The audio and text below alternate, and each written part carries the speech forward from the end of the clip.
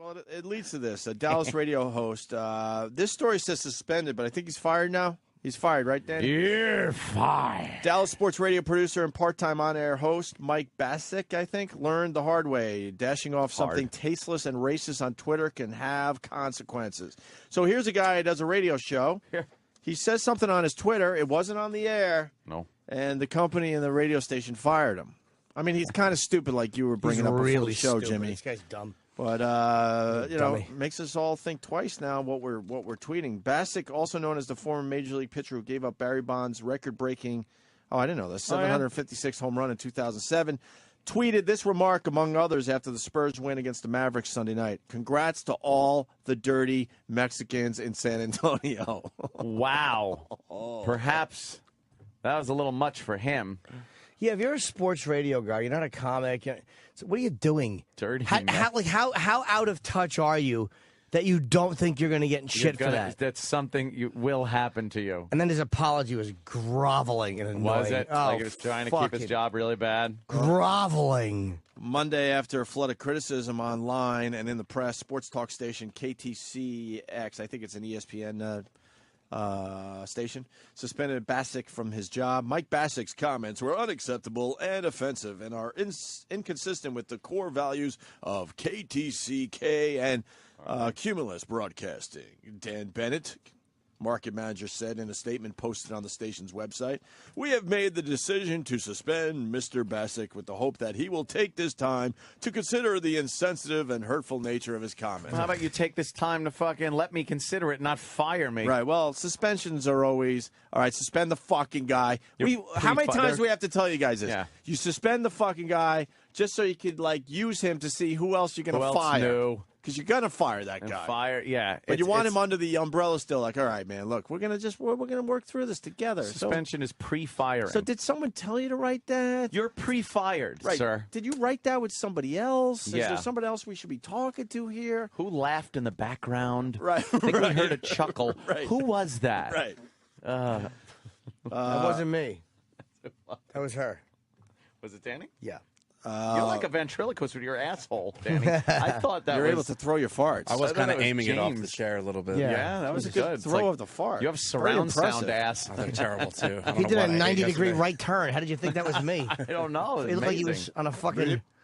What was the... Bassick expressed remorse over his tweets.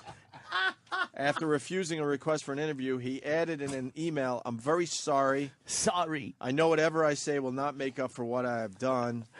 This is the apology that it was groveling you're talking about? This apology was on the website from him. Yes, an elaborate apology. "I'm sorry for my horribly insensitive tweet last night." He's not sorry.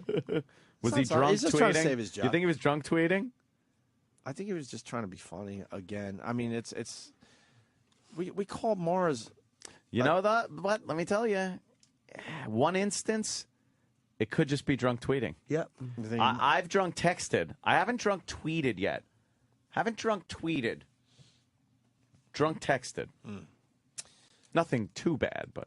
I mean, it's harsh, obviously, but I'm sorry for my horribly insensitive tweet last night about the Hispanic community in San Antonio.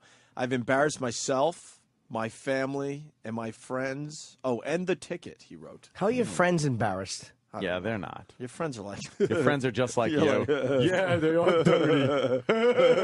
Young Captain. Right. And he also embarrassed the ticket, I guess, which is the whole radio station, really. Yeah.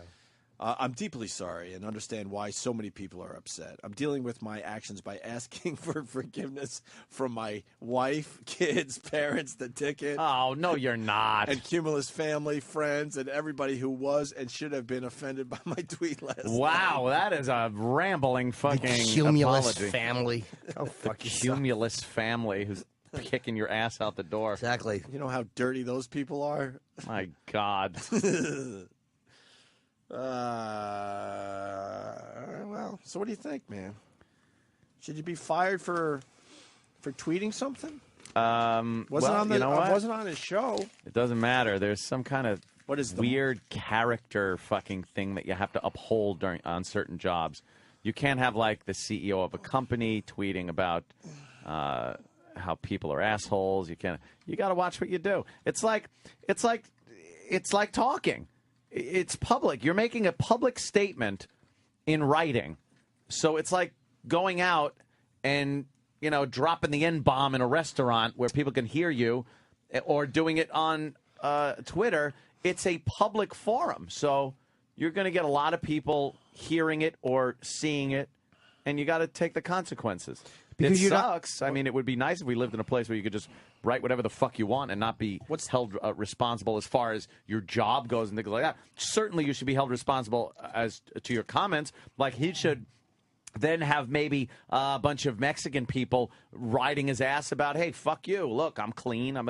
But as far as losing his job over something that he said or even believes in, no matter how harsh or offensive it might be, that to me is silly, stupid. And what is the clause called? The conduct clause or something? Yeah, it's like they have a moral clause. A moral clause, rules of conduct.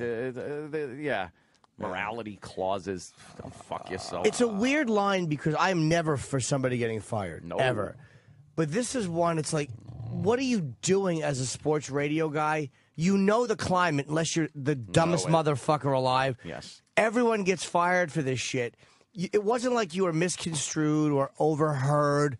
You purposely sent, after a team won, congratulations to the dirty Mexicans. What do you think is going to happen? That is funny. Just to read it is like, oh, God. I would howl. I want to follow him now. Off my Twitter, Sax God, a little more info. Hey, he's a huge Mavs fan. Oh, yeah? And we all hate the Spurs, and he just overreacted. We have a lot of Mexicans here, too. So if you're a huge, when you're a huge sports fan, it gets a little dirty. Would he say It that, gets a though? little dirty.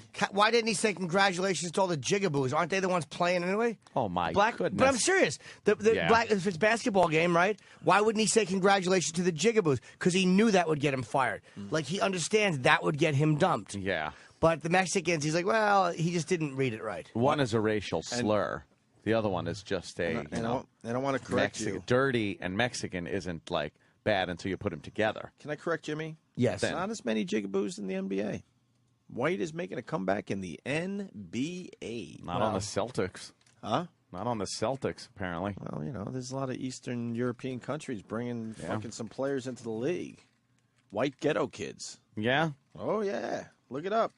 Look it up. Google it. You're going to get fired if you say that. You can't get away with that. Yeah, I understand. The dirty because it had nothing to do with what he was doing. I think when you're really into a team, there's a lot of passion and there's some ugliness with your comments about the other team. You know I'm what? not saying it's right or wrong. Yes. It does happen all the time.